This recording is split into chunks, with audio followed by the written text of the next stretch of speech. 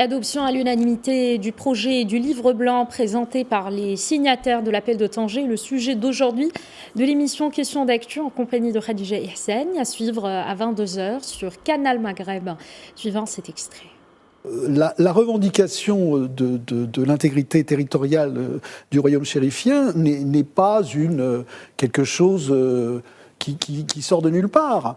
D'une part, au niveau historique, ça c'est évident, on a parlé des populations sahraouis qui prêtaient allégeance au sultan marocain, on a parlé du Grand Maghreb, mais également, ce qui vient d'être souligné, et ça c'est très important pour moi, c'est de donner une perspective bien sûr à l'opinion publique internationale, aux institutions internationales, et puis aux populations sahraouies.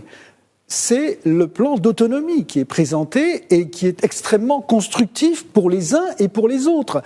On a dit qu'il y avait, Madame, vous avez dit qu'il y avait 27 consulats à Takhlat et à La Ayoun. Effectivement, mais il y a aussi, et je suis allé à La Ayoun personnellement, il y a aussi un certain nombre de choses qui sont faites sous l'autorité de Sa Majesté Mohammed VI en termes de développement économique, social, d'éducation, de toutes ces choses-là.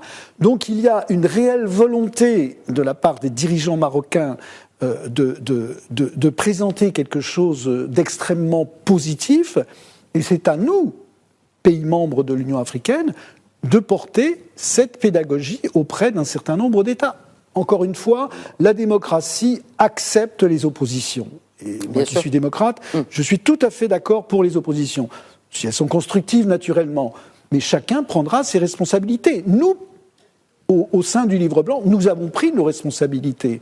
Ancien Premier ministre, ancien ministre des Affaires étrangères, pour présenter quelque chose de constructif, qui ne va pas à l'encontre des uns et des autres. Nous voulons rétablir un certain nombre de choses qui sont juridiquement justes, mais aussi nous appuyons le régime, le régime marocain pour aller vers cette présentation de l'autonomie des provinces, de la province sahraoui.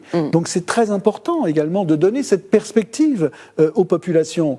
Et je suis certain que ceux qui sont en train de souffrir misérablement à Tindouf seront très heureux, et c'est prévu dans le plan d'autonomie de revenir chez eux pour construire. Parce que, je l'ai dit au début, le Maroc est dans un trend économique extrêmement important. Donc j'imagine que vous avez besoin de bras, vous avez besoin de cerveau. Et je suis certain que toutes ces populations qui souffrent et qui sont méprisées seraient très heureuses de revenir chez elles.